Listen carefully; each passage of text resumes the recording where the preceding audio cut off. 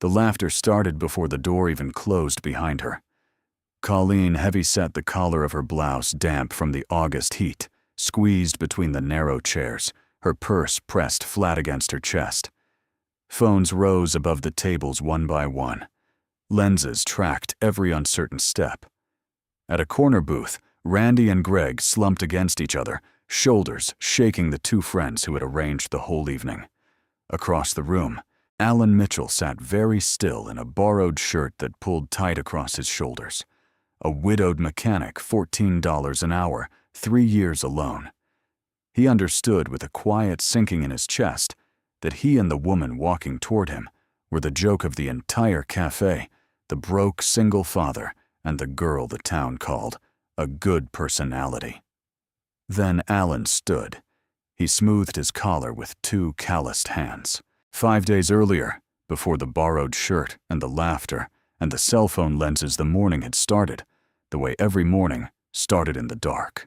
It was 5:15 on a Tuesday, and Allan was already moving through the kitchen of the small ranch house he and Lauren had bought, when Zoe was still a possibility, not yet a person. The linoleum was cold under his bare feet. He set the kettle on the burner, by feel the way a man does in a room he could navigate blind, and pulled down the scratched ceramic mug he had used every morning for going on 3 years now. Coffee. Always coffee. The expensive kind. Only because Lauren had bought the canister 3 Christmases ago, and it somehow still hadn't run out, which was either a small miracle of preservation or a sign of how little he allowed himself. In the next room, Zoe slept, curled around the gray rabbit her mother had pressed into her hands the week before the funeral. 7 years old now. A whole inch taller than she had been at Christmas, though Allan had only noticed because he'd had to let down the hem of her school uniform skirt last Sunday with a needle and a thumbnail's worth of patience. The garage on Route 6 opened at 7. He'd be there by 6:40 the way he had been every weekday, and most Saturdays since the 2nd month of widowhood. $14 an hour. Time and a half on Sundays, when Carl needed an extra body, which was usually 60 hours most weeks, sometimes more. The math of it was the only math Allan let himself do anymore, rent Zoe's lunch account. The hospital bills still arriving in their pale blue envelopes, and at the end of every month there was a number, and the number was either 0 or close enough that the difference didn't matter. 3 shirts hung in his closet. A navy work polo, a gray work polo, and a white button-down he'd worn to the funeral, and avoided ever since. He rotated the first 2 and pretended the third one wasn't there. This was the shape of his life. Not bad, not exactly, just narrow. On the refrigerator beside a crayon drawing of 3 stick figures holding hands, the smallest one labeled me, the tallest, 2 labeled Dad and Mommy in shaky purple letters. There was a magnet calendar with the school district's holiday schedule. He checked it every morning the way a sailor checks the sky. The following Friday, a week and a half away, was Zoe's class field trip to the apple orchard. He had already counted out $7 in ones and quarters and tucked them into an envelope on the counter. That afternoon, when the last car of the shift rolled out of the bay and the metal doors started rattling down, Randy was waiting in the parking lot. Randy had been Lauren's friend. First, technically. Her cousin's husband's brother. Some loose thread of family that had unraveled the moment Lauren stopped being there to hold it together. He still came around. He brought beer sometimes. Greg was usually with him the way a stray dog runs with the louder dog, and Greg was leaning against Randy's truck, now arms crossed, a grin already loaded. "Mitchell, got a minute?" Allan kept walking toward his own truck. "It's not a question, brother. We've been talking about you." The 2 of them peeled off from the bumper and fell into step on either side of him, Randy, with the easy heaviness of a man who had never in his life been told no. Greg trailing a half step behind, like an echo. Allan stopped at his driver's side door and waited. "We found you somebody," Randy said. "Friend of a friend. Name's Colleen. Sweet girl. Real sweet. Loves kids." "I'm not looking," Allan said. 3 years, brother. 3 years. Lauren wouldn't want this. Greg made a low sound that was almost a laugh, and almost an agreement. Allan's hand tightened on the door handle. I work doubles. I've got a kid. That's the thing. Randy stepped closer, lowering his voice into the warm honey register of a man closing a deal. She's good with kids. That's what I'm telling you. She's not going to be on a magazine cover all right. But she's a sweet girl. And you know, the end you know, hung in the August air. Greg picked it up like a relay baton. Beggars can't be choosers, man. Allan looked down at the asphalt. There was an oil stain near his boot in the shape of a comma. He'd been staring at oil stains in shapes for 3 years. Birds, hands, continents. Where, he heard himself say. The daily grind. Friday at 7. Randy clapped his shoulder twice the way a man closes a hood. You won't regret it. Wear something nice. You got something nice. He didn't. The drive home was 11 minutes. He spent 6 of them gripping the steering wheel hard enough to feel the seam in the leather, and the other 5 rehearsing how he would tell Zoe he'd be out late on Friday, and Mrs. Patterson next door would be making her macaroni again. The rehearsal didn't help. By the time he pulled into the driveway, his throat was tight in a way that had nothing to do with the heat. He didn't tell her. Not at dinner. Not during the bath. Not during the chapter of the chapter book they were working through, the one about the girl who could talk to horses, which Zoe loved with the fierce, uncomplicated love of a child who had not yet learned to be embarrassed by what she loved. He told her good night. He turned out the lamp.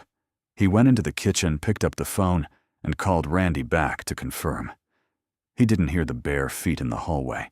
When he turned around, she was standing in the kitchen doorway in her pajamas, with the moons on them, the gray rabbit hanging from one hand by an ear. Daddy? He set the phone down too fast, and it clattered against the counter. Hey, Peanut, what are you doing up?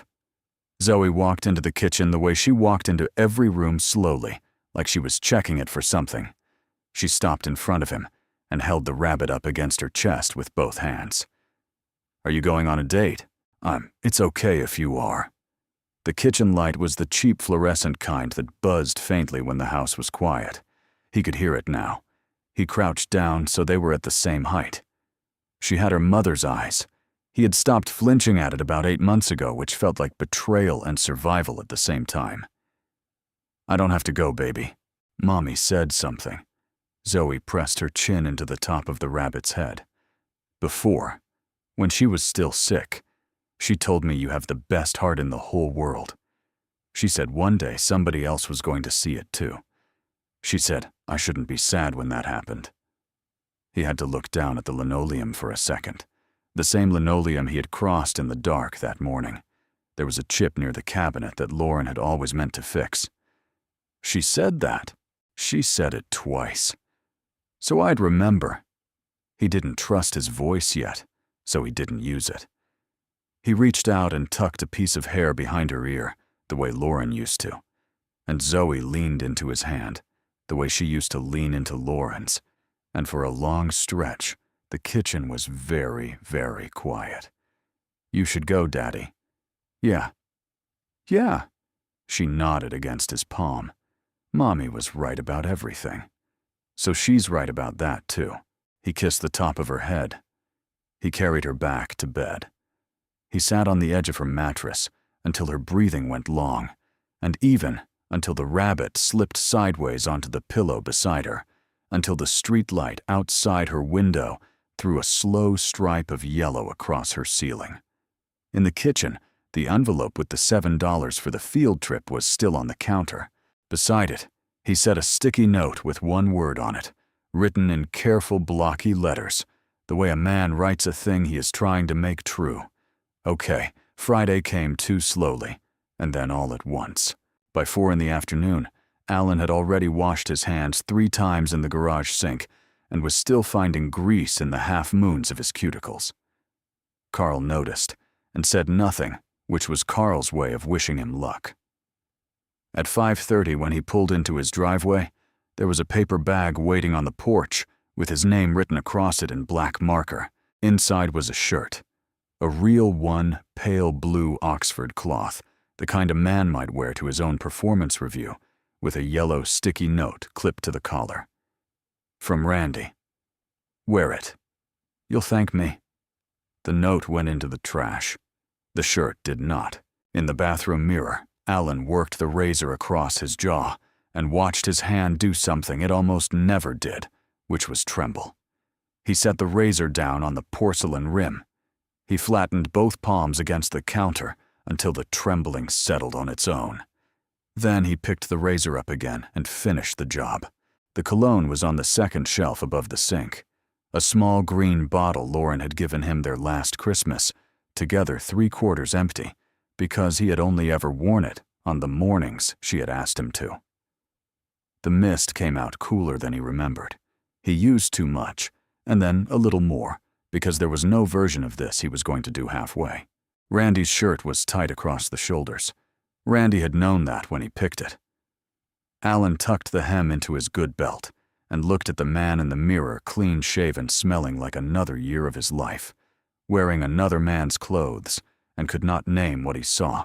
Mrs. Patterson opened her door before he had even rung the bell.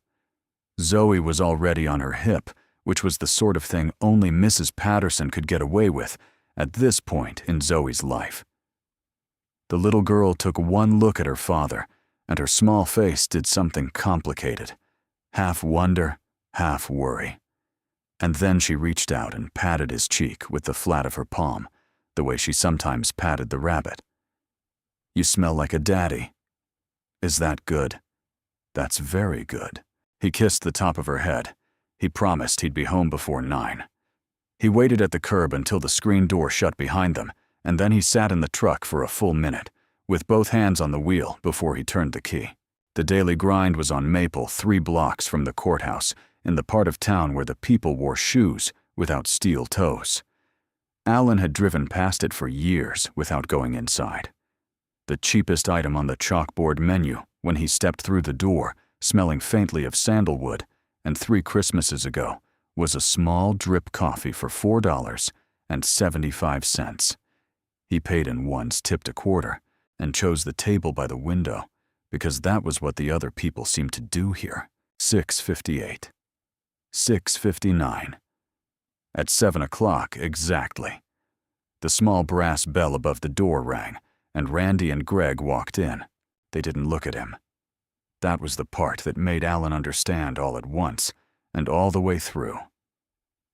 They walked past his table without a glance, ordered something at the counter, with the loose laughter of men who had nowhere to be, and slid into the booth in the back corner with a clean sight line to the front door. Greg pulled out his phone and set it on the tabletop lens forward, propped against a sugar dispenser like a tripod. Allan's coffee had gone cold in his hand. He hadn't taken a sip. He could leave. He could stand up right now and walk out the back past the espresso machine and the pastry case and let the two of them sit there with their phone and their punchline and nobody to deliver it to. He could go home. He could read Zoe another chapter of the horse book and pretend Friday had never happened. He didn't. He thought about Colleen, a woman he had never met somewhere in this town tonight, putting on lipstick or fixing her hair or telling herself the way he had told himself maybe this time. He thought about a person showing up to a place she had been promised, someone wanted to meet her, and finding only a camera. He stayed. At 7:11 the bell rang again. She came in the way. She came in. The August heat at the nape of her neck, the damp half-moon at her collar, the purse held against her chest like a shield she already knew wouldn't be enough. The laughter started at the booth nearest the door and traveled across the room in a wave, and the wave was made of phones rising, and the phones were made of people who had decided somewhere along the line that another person's body was a thing they were allowed to hold up to the light. She stopped 3 steps inside the door. She was looking for him. He could see her looking the small, frantic search of a person already calculating the distance back to the exit, and then her eyes found him. He had seen that look before. He had worn it. He had worn it in the checkout line at the grocery store, with food stamps in his hand, and the woman behind him sighing too loudly. He had worn it at the bank when the loan officer's pen had stopped moving. He had worn it at Zoe's first parent-teacher conference when the other fathers came in suits, and he came in his work polo because he had taken a half-day and not had time to change. Allan stood up.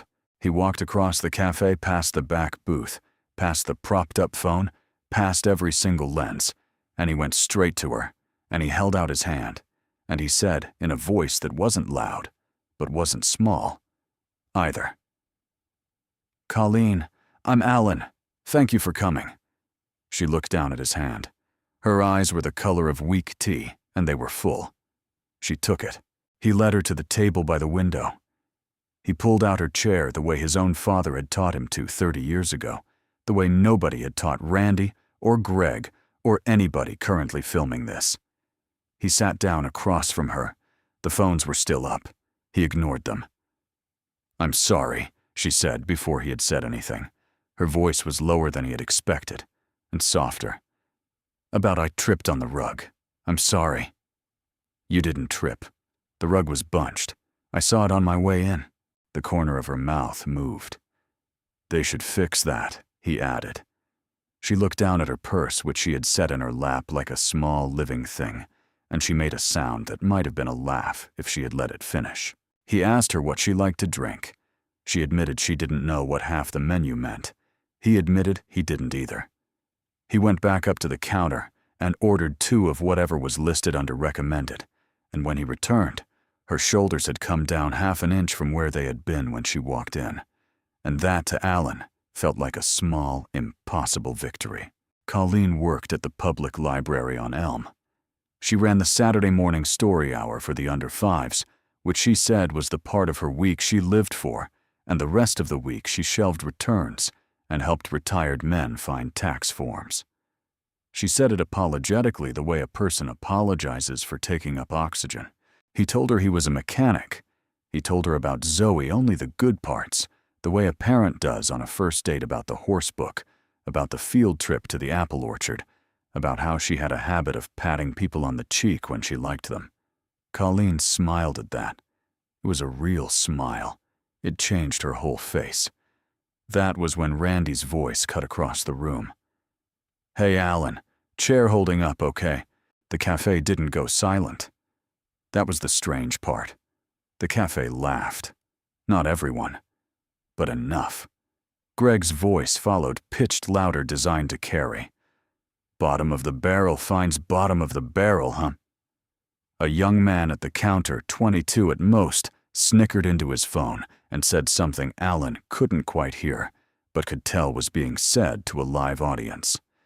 Somewhere behind him, a woman whispered the word, "huge," and a friend hushed her, and the hushing made it worse. Colleen's smile fell off her face, the way a picture falls off a wall. Her hands were still around her cup. They were starting to shake, not dramatically, the small, honest tremor of a body that had been holding too much for too long. Allan watched a single tear move down the side of her nose and disappear into the collar of her blouse, and she didn't lift her hand to wipe it, because lifting her hand would have meant admitting it was there. "I should go," she whispered. "I'm sorry. I shouldn't have come. I should go." She started to rise. Allan reached across the table, and the hand he reached with the calloused one, the one that had spent 20 years under the hoods of other people's cars, touched the back of hers, not gripping, just there. "Don't go," he said. "Not yet." She froze halfway out of the chair. The phone swiveled. Allan stood. He didn't push the chair back hard. He didn't slam anything. He brought his 2 hands up to his collar, Randy's collar, the borrowed one, and smoothed it once, slowly, the way a man steadies himself before walking onto a stage he never agreed to walk onto. Then he turned in a slow, full circle in the middle of the daily grind on a Friday night in August, and he looked at every face in the room, the back booth, the kid with the live stream, the whispering woman. the older couple by the door who had been pretending not to watch. When he spoke, his voice came out level and clear and almost gentle, which was somehow more terrifying than a shout. "My wife's name was Lauren." He didn't raise his voice, he just kept it. "She died 3 years ago. Pancreatic cancer. 8 months from the diagnosis to the funeral. I have a 7-year-old daughter who still asks me some nights if her mother is coming home." The kid at the counter lowered his phone an inch without realizing it. "My name is Allan Mitchell. I work at Carl's on Route 6. I make $14 an hour. I am still 3 years later paying off the hospital bills. There is an envelope on my kitchen counter right now with $7 in quarters inside it, because next Friday is my daughter's class field trip, and I didn't want her to be the only kid without lunch money." He turned slowly toward the back booth. Randy was no longer laughing. "This shirt is yours, Randy. Thank you for it. I'll wash it and bring it back on Monday." He turned again toward Greg, toward the propped-up phone with its glowing red light. I knew what tonight was. I knew before I walked through that door. I came anyway, because someone told me a woman named Colleen was going to be sitting at this table waiting to meet me, and I didn't want her to be alone when she figured out the rest. He turned finally to the room. "Whoever's filming this, keep filming. I'm not going to ask you to stop. I'm going to ask you to listen, because I'm only going to say this once. And then I'm going to sit back down and finish my coffee with the woman across from me, who is the kindest person who has spoken to me in a year." His hand came down on the back of his chair. His knuckles whitened. "You think she's the joke. You think I'm the joke. You think two people who don't fit the picture you have in your head sitting down at a table together is something funny enough to put on the internet. I'm here to tell you as a man who has buried somebody, you have no idea what's funny. You have no idea what matters. You're going to wake up one morning 10 years from now or 20, and somebody you love is going to be gone. And you are going to think back to a Friday in August when you stood in a coffee shop laughing at a woman who came out tonight, hoping somebody might be kind to her. And you are not going to be able to look at yourself." His voice caught just slightly on the word yourself. He let it catch. He kept going. "My daughter told me 2 nights ago that her mother used to say I had the best heart in the world. She said it twice, my wife did, so our little girl would remember." He looked down at Colleen, whose hand was still where he had left it. "That is the only reason I came tonight, because a 7-year-old believed her mother. Not because I expected to find anything here. And I want every one of you to know every camera, every booth, every person hiding behind a phone that the woman sitting at this table tonight is the only person in this entire room who looked me in the eye when I walked in and didn't flinch." The cafe was completely finally silent. He did not sit down yet. He looked at Colleen one more time, and she looked back, and her mouth was open slightly, and the tea-colored eyes were full of something that was no longer shame.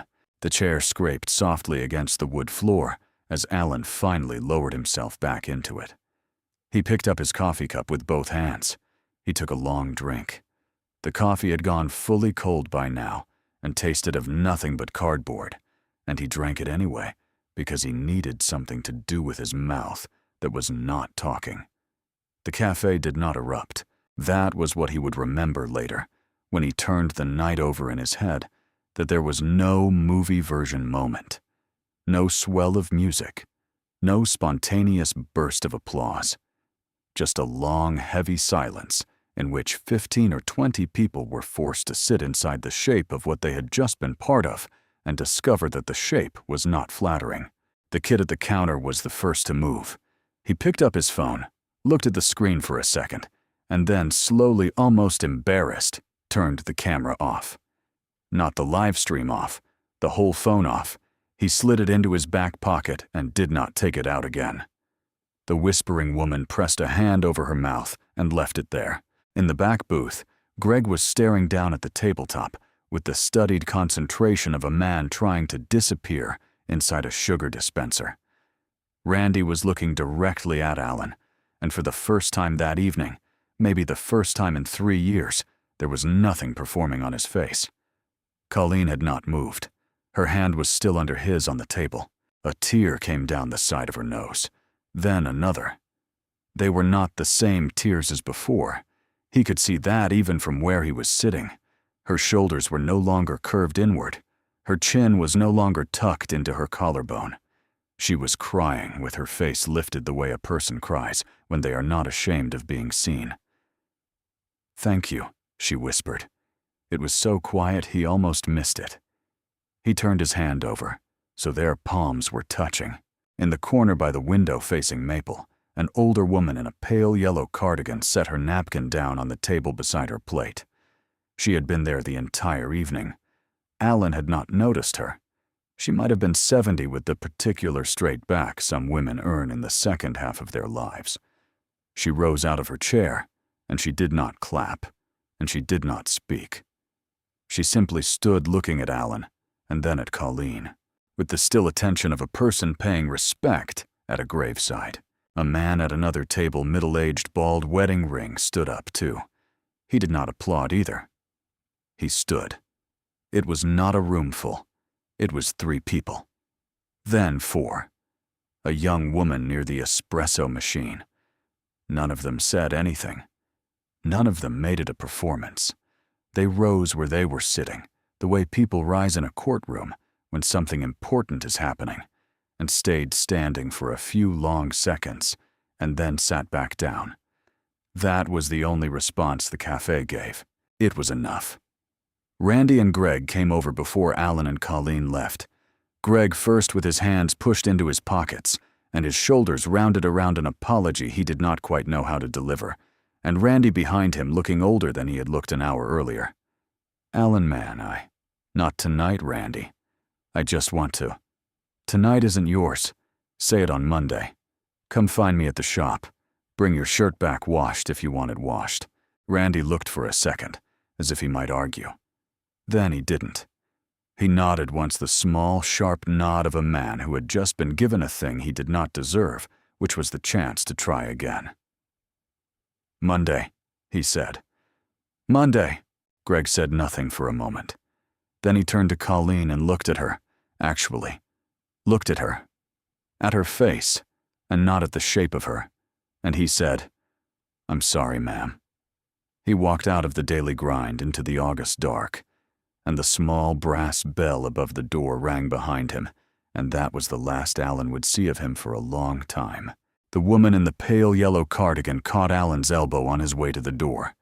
She did not introduce herself.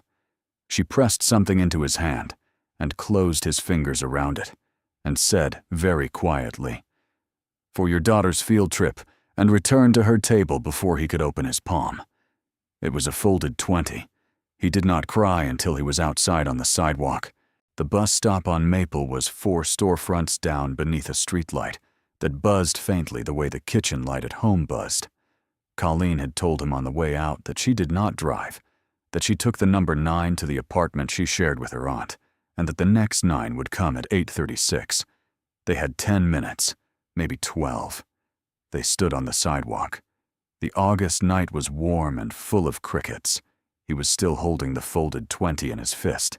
She looked at him without lifting her head all the way. "Allan." "Yes." "Can I see you again?" "Yes." "Somewhere quieter." "Yes." Her hand tightened around the strap of her purse, not in fear this time, but in the way a person holds on to a thing they want very badly to ask for and are afraid to ask for.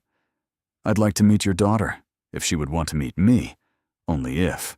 He thought about the crayon drawing on the refrigerator. 3 stick figures. He thought about Zoe patting his cheek that afternoon and pronouncing him a daddy.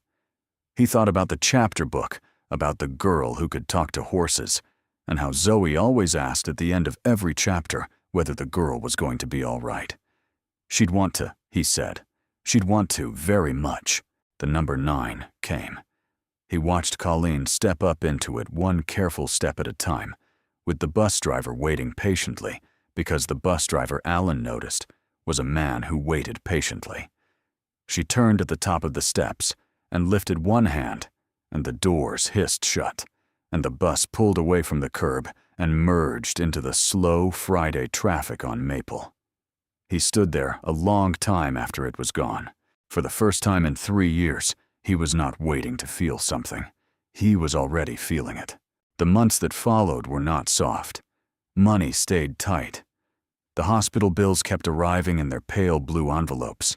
There were people in town who, having seen the video, and someone had posted the video, of course the way someone always does, decided they preferred the version of the story, where Allan and Colleen were the punchline, and crossed the street to avoid the corner table at the daily grind. On the rare Sunday mornings, the three of them came in together. But there were waffles. Colleen made waffles on Saturday mornings in Allan's small kitchen on the cheap iron she had carried over in a tote bag the second weekend she came. She made them from scratch. She let Zoe pour the batter. The first time Zoe poured too much, and the batter ran out the sides and onto the counter, and Colleen laughed, really laughed with her whole body, and Zoe, who had been bracing for the kind of correction other adults would have given, looked up at her with wide, grateful eyes and laughed too. Zoe took to her the way a child takes to weather. Without preamble, without thought, the way you accept the rain. Within a month, she was patting Colleen's cheek, the way she patted the gray rabbit. Within 2, she was asking Colleen to read the chapter book at bedtime on the nights Allan was on a late shift. Within 3, she had begun referring to Colleen in the matter-of-fact way of 7-year-olds as "my Colleen," which is a formulation that contains an entire emotional architecture, and which Allan, the first time he heard it, had to step into the hallway to absorb. There was a Saturday in October when the three of them sat around the wobble-legged kitchen table together. Zoe with her chapter book, Allan with the newspaper, Colleen with a paperback she had checked out from her own library.